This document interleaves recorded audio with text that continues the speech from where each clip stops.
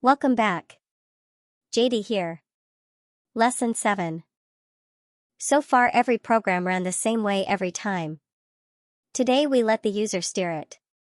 We need input for reading data from the keyboard, and the do loop for repeating an action until a condition holds.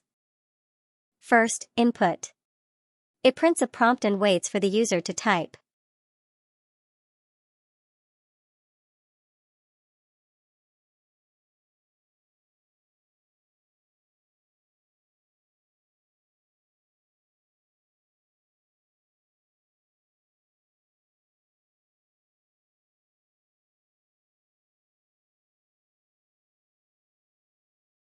The variable on the right of the comma receives whatever the user typed.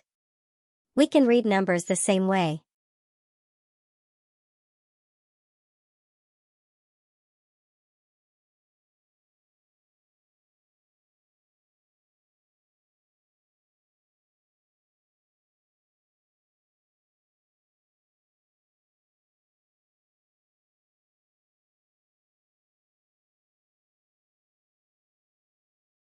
When the variable name has no $sign, jdBasic parses the input as a number for you. Now the do loop. It repeats a block of code until a condition becomes true.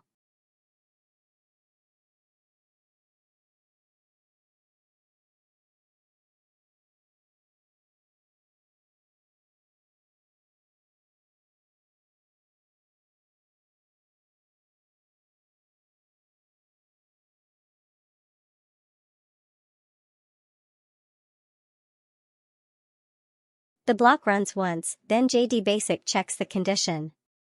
As soon as it is true, the loop exits. 5 steps, 5 lines. The real power shows up when we combine input and do. Let us write a tiny program that adds numbers until the user types 0.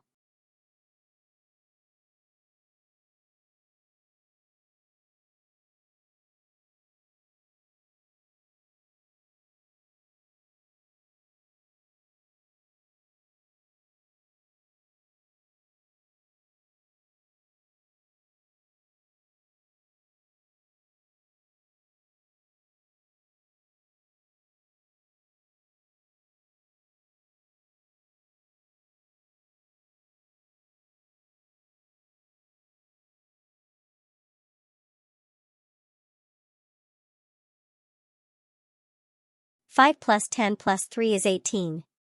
We typed 0 to end the loop, and the program reported the total. That is lesson 7. Input pulls data from the user.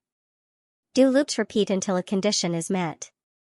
There is also EXITDO if you need to break out early. In lesson 8 we will save data between runs by reading and writing text files.